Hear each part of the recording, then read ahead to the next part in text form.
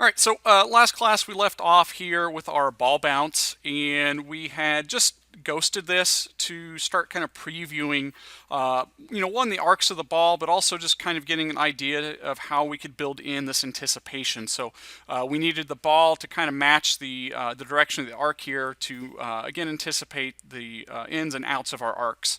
So we got all that built in. The last thing we're going to do is just clean up the overall arcs here. So if we scrub through this and just kind of look at the frames before and after every contact. Now, you may not have this issue with yours, so if you don't see this, you don't necessarily have to do this step. But when I'm looking at mine, if you actually look at those frames before and after each contact, so basically these stretching poses here, there's a huge gap between that stretch and then the contact in the next frame. And we really don't want that amount of gap. We're going to see an awkward sort of pause or jump in the movement of this ball when we play through it. So we do want to come in here and start correcting this stuff by hand. So I'm essentially going to go between each, or before and after each contact. And I'm going to come in here and grab this ball in translation, and we're going to fix this by moving it down and possibly over if we need to. So what I'll do here is over here in the outliner, I'm going to hold shift and click on the plus symbol here on my group or my rig here, just so I can see everything. I'm going to select the translation, so we're going to come back here and adjust the translation for this. And again, we're going to come right before that contact, so on this instance it's going to be frame 9. And let's go ahead and let's just manually push this down and maybe slightly over. So again, this should be almost touching the ghosted image of our contact or our squash. And then once I get that into place there, I'm going to select the translate X and Y over here in the channel box, and then let's right click and hit key selected. Now, if your ghosted image doesn't update, if you actually scrub through this, it should update the animation, and then it'll update the ghosted images. So we're going to go through this and just fix the rest of these. Now, again, if you don't have this issue where there's not, or where there's a gap there, you may not necessarily have to do this step. But if there's quite a bit of difference here in those positions, we do need to fix that. So I'm going to go to the next pose right after this contact. And let's grab this ball now and just push it down. And then I'm going to key select the X and the Y here. And then let's scrub through this and just keep doing this as we go. So let's go to the next contact. So there, it looks like there is a bit of space there happening. So let's grab that and push it down and maybe slightly over. And then we'll key select X and Y. And then let's go to frame 23. And we'll do the same thing here. We'll push it down and maybe slightly over. Key select, and let's see, so the next frame here is frame 31. We'll push it down slightly over and then key select that, and that looks like frame 33 is our next frame or our next pose here. We'll key select that, and then the last one I'm going to do, so I'm not going to do all of these, but I think 37 really needs it. But I think after this, the bounces get so short that it's almost, we're really not going to notice it. So, all right. So I think that's a lot better. Now we do have some oddities happening here that we're going to have to fix in the graph editor. So if we were to actually trace this arc that's happening here, we can actually see it kind of, it goes down, it starts the arc nicely, and then it kind of wavers, or it kind of pushes in here to the left a little bit, and then the arc kind of goes backwards and then goes into the contact. So this is something we're going to have to fix in the graph editor. This is most likely happening because our handles for our curves are overshooting one another, and it's creating this weird kind of S shape, or I guess a backwards S shape in this case. So let's select the translation node here, and then let's open up our graph editor. So again, make sure you're under, actually we'll just go to Windows, Animation Editors, and open up the graph editor. And in here, I'm going to clean up one curve at a time, so I'm not going to do the X and the Y at the same time. Let's just grab Translate Y, and then let's frame it up by hitting this button up here. And then let's actually take a look at the graph or the curve here, and let's see if we have any kind of weird irregularities. And really, we want to smooth this curve out. We don't want any sort of S-shapes or any kind of weird dips and things like that. So if I come in here at the very beginning and really look at this, you can start to see that weird kind of shape here, where it's almost making like an S shape. Now the reason why this is happening, if I grab this first handle down here, this handle is way overextended. It's actually coming way beyond the next keyframe, and that's why we're getting this kind of weird shape. So let's grab the handle here, and let's actually push it in like so, and you can see it starts to smooth that curve out a lot more nicely. And we can maybe grab this handle and push it in a little bit. And so at this point, we're just really looking at these handles and seeing if we can smooth them out a little bit. It might be happening a little bit here. So let's grab this handle here. Oof. I'm actually going to grab all of these. I'm going to right click and break their tangents. And then I'm going to deselect everything, click on this handle or this key, and then pull its handle down here a little bit. Let's grab this one down here at the end and maybe lessen the exaggeration on that. We still want that slow in happening there, but I'm just trying to clean that arc up a little bit. I think that'll be good. We're just looking for a nice, smooth kind of curve. We really don't want stuff like this, you know, where these handles are overextending our next keys. So I think that's good for the translate X. Let's hop into translate Y now. Again, let's frame this up by hitting the button up here to frame all. And now this one, we have a huge problem. That's all of these keys here before and after all the contacts. So again, this curve dictates the up and down of your ball. And when we have these little dips here, these kind of weird curves here, it's going to cause a weird pop in your ball. So we're going to have to fix this by hand. I'm going to grab all these keys here at the bottom, and I want to make sure that the handles are broken. So let's right click and hit break tangents. And now let's zoom in, and I'm going to grab this key here. So this is a contact for the ball, and I'm going to grab this handle here and then push it in like so. And we're just getting rid of that weird overextended arc or curve there. And so that's a lot better. Let's go to the next one and do the same thing. So I'm going to grab the contact key. Oh, I don't know why it does this. I think if you double click, maybe. Sometimes if you click, it'll select all your keys instead of just the one you want. So be careful about that. So there, it did it again. Let's push that down. Let's come down here and we'll fix this one. So it looks like most of these, the problem's really just coming from the contacts. And if we just grab these handles after we break them, and we could come in and fix those to smooth them out.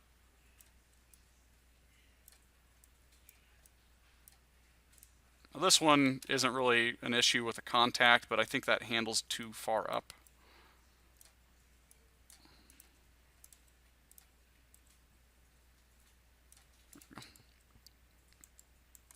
And that should be good. So let's minimize that for now and hit play. So you can already see it kind of fix that arc. We no longer get that exaggerated sort of backwards S shape that we were getting from before. And I think that's a lot better. So let's go ahead and stop that. Now, at this point, we're pretty much done with the ghosting. So we got our arcs looking nice and clean. We got our stretches in there. We built in the anticipation for the ins and outs of our arcs. And so at this point, I think we can unghost this. So I'm just going to grab the ball geometry, and then I'm going to make sure I'm underneath the animation submenu. And let's go to visualize and unghost all. And it should turn that ghost right off for us.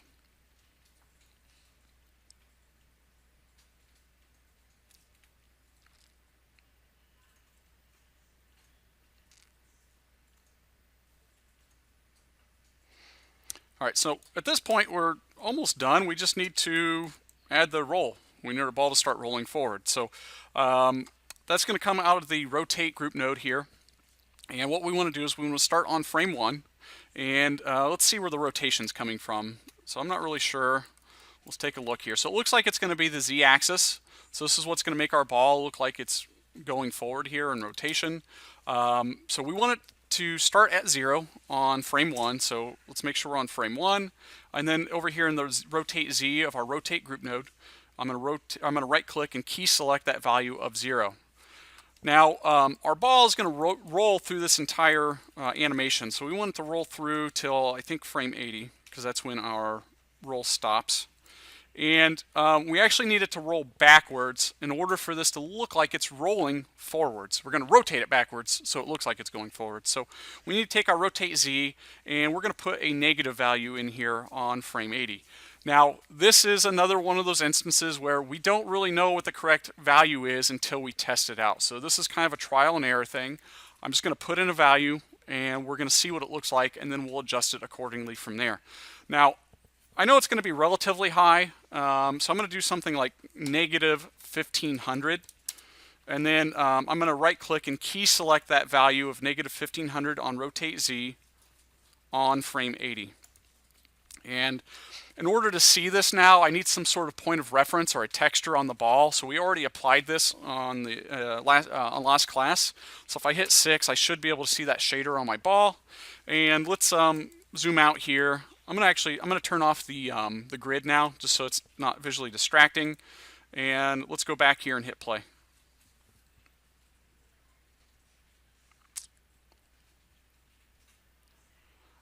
The amount of rotation is actually not bad. I think that's pretty close. What we want to avoid is over-rotating it or not rotating it enough. So if we have too much rotation, what will happen is your ball won't be moving very far, but it's going to keep spinning like crazy. And it's going to look like it's kind of spinning in place. So that's not what we want. If you don't have enough rotation, the ball is going to keep moving, but then it's going to move forward, but it's not going to really rotate. So it's going to look like it's just skeeting across or sliding across the ground plane, which we really don't want. So I'll show you how to fix this. So I had a pretty good guess there, I guess. I got a little lucky when I guessed 1500. So we can still clean this up a little bit. So we are going to have to use the graph editor. So with our ball, we do want to build in a couple things there. We want a linear sort of curve to begin with, so we get a lot of spin initially, and then the ball will eventually lose momentum and slow down at the end. So we're going to need a slow out there at the end, or a slow in rather. So let me stop this, and let's grab our ball's rotation group node. Let's open up the graph editor and take a look at that rotation here in the graph editor. So again, this already has built-in slow in, slow out on both ends, and we really need this to be more linear at the beginning to eliminate that. So we want it to be pretty fast. We don't want it to hold the rotation there. So let's grab the handle here and actually push it down to lessen the exaggeration. Now I might not make it completely linear. I'm going to leave just a little bit in there, and that should be good. Now here at the end, I do want that to hold a little bit so we get that slow in happening. So I'm going to right click, I'm going to break that handle. We might exaggerate this a little bit, so I'm going to grab this and pull it to the left a little bit, and that should be good there. And let's minimize this and just see how that affects our performance here, our animation.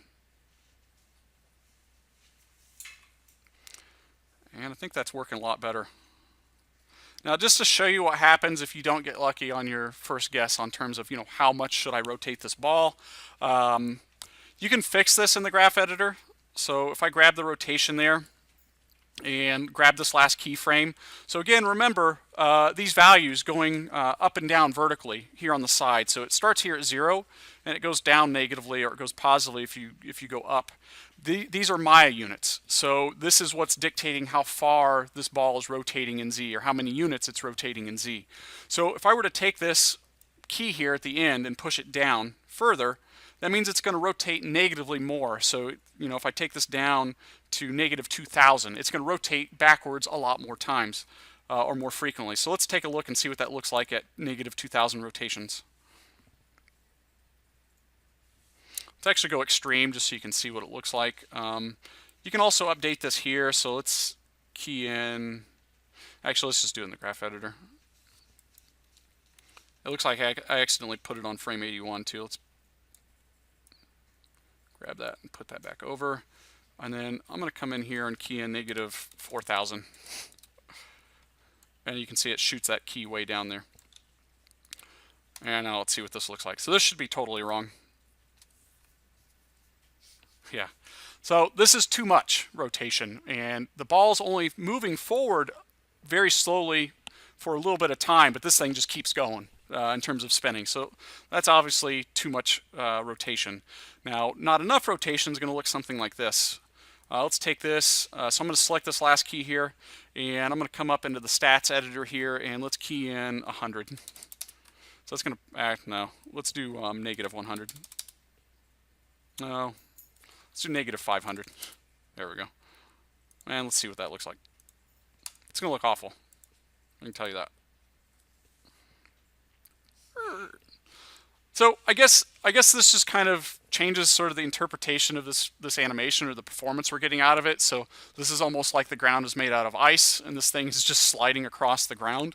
So again, we want to find sort of the happy balance between the two. And so that's just going to be a matter of increasing or decreasing the amount of rotation you're getting in Z until we have something that looks like it matches the type of performance we're going for. So I'm going to stop that. Let's grab our rotation here, and let's hop back into the graph editor. And like I said, I feel like a negative 1500 was pretty good. So I'm going to grab that last key there, and then up here in the stat editor, I'm going to key in negative 1500, hit enter, and let's reframe that, and that should be pretty good.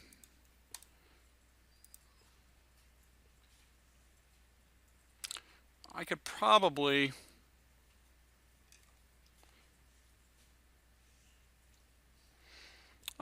get away with adding a little bit more rotation, but I think we'll leave it there. Now, the last thing we want to do, so we've got our spin built in now. The last thing I want to do is I want to build in some type of settle in. So we have all this kind of forward momentum where our ball just keeps going forward and forward, and then it kind of slows down and loses that speed. But we don't have any sort of settle in where the ball kind of rests back into place. So this is something that we're going to want to add. And really, this is something we want to be very subtle. So we're going to do this both in rotation and translation. So we need to move backwards in translation, and we need to roll back in rotation. So I'm going to grab the translation group node. I'm going to hit W to bring up my tool here. And so this ball stops at frame 80, and because we want this to be fairly subtle, I don't want to go forward too many frames. So I'm going to maybe make this a 3-frame adjustment here. So I'm going to go to frame 83. And let's come in here and grab the Translate X and just push it back ever so slightly. And then let's come up here into the channel box, right click on Translate X and hit Key Selected. The next thing I want to do is I do want to rotate it backwards. So I'm going to grab the Rotation group node. And let's bring up that Rotation tool here. And then on frame 83, let's grab this Rotation Z here and just rotate it back a little bit. And let's come up here under the Rotation attribute and hit Key Selected. Now, usually this is very jarring at first, so let's go ahead and hit play.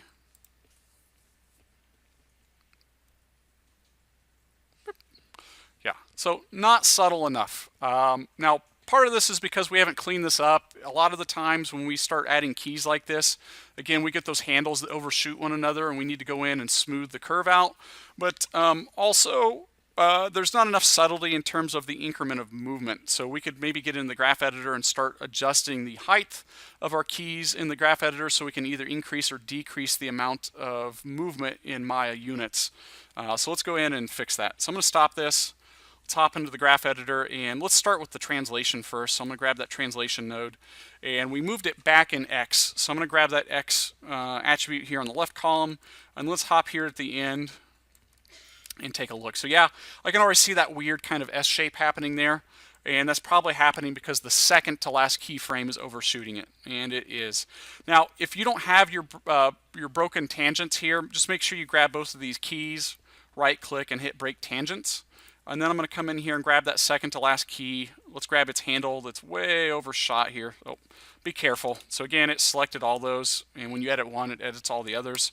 So I'm going to deselect those and make sure I grab just that one. And then let's bring this in here, like so. And so we're just looking for a nice, smooth arc. Now, this still has kind of a dip to it, and I want it to be a nice flowing upwards arc. So I need to grab this last key and pull its handle up. That way we get that nice flowing arc instead of something that kind of dips down like this. Now, this actually might not be enough translation, so I'm going to push this down just a little bit. And when I push this down, that's actually going to push it backwards more. So we'll leave that there. Let's hop into the rotation now. And we rotated it backwards in Z. So let's come in here. So we have that same problem where we get that weird kind of curve. Let's grab that key down here, right click, and again break the tangents. And let's grab that handle and push it in because it's way overextended. And then again we get that kind of S shape going on still. So let's grab this last key down here and let's push its handle down again so we get that nice flowing arc. And then I can tell you that just by looking at this, that's too much rotation. So let's push that down and maybe push that handle back up just to smooth that curve out a little better.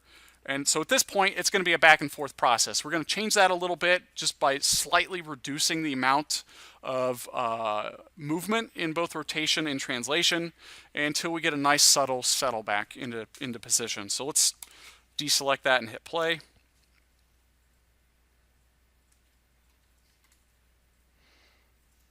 It might be too much rotation still. So let's grab our rotate, hop back into the graph editor, and let's grab this last key here and push it down just a hair. And then we might still have too much translation, but we'll see.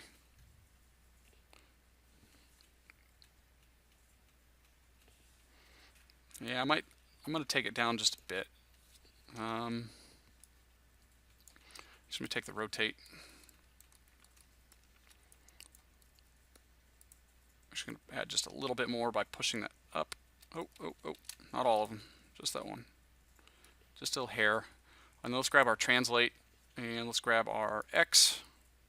Let's come down here. And so that is too much. I'm going to pull it up just a hair. Minimize this, and then let's hit play.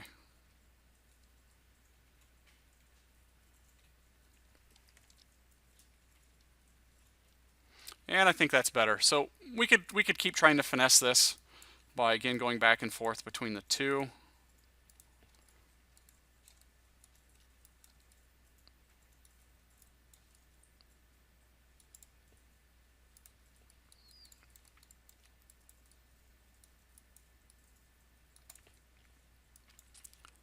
And I think that's going to do it. So it's just a subtle little touch where our ball would just kind of settle back into place. It wouldn't go completely forward and then stop abruptly. So let's stop this. And so we're going to look at how we're going to save this out for turning this in on Monday. Now, again, I need two things. I need your final Maya scene file. I don't need the project folder, just the scene file.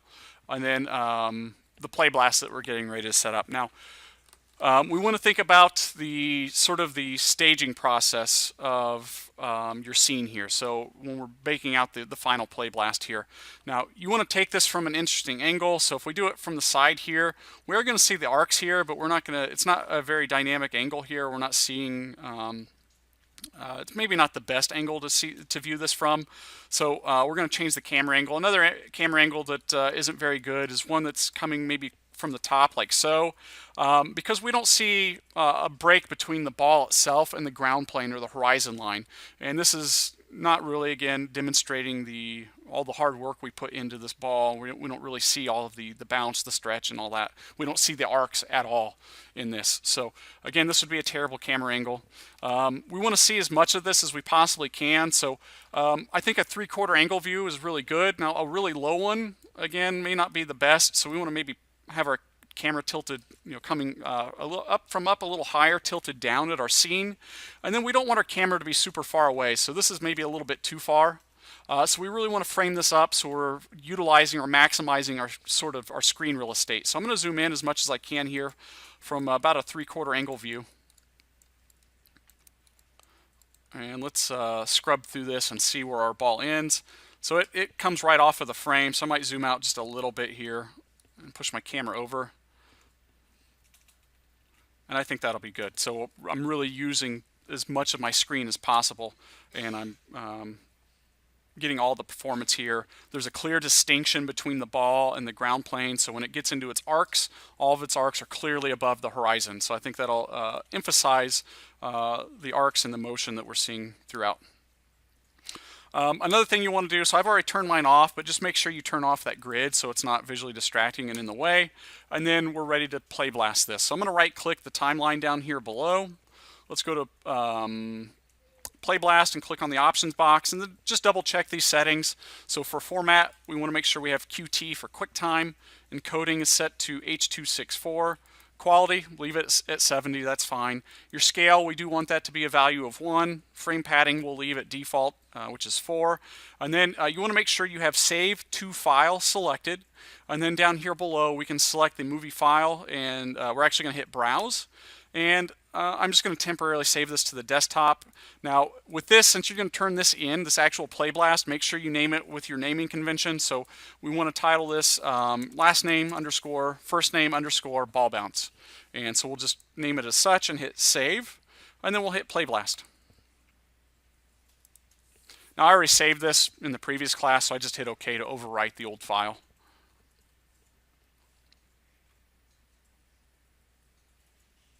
And that's it. So we'll go ahead and close this. We'll save our scene file here. So I'm going to hit Control S just to save over my scene file. And then it looks like we're done in Maya. So what you'll want to do is, again, turn in this Ballbounce video file. And then in your project folder, go ahead and pull out, where are you? Am I blind?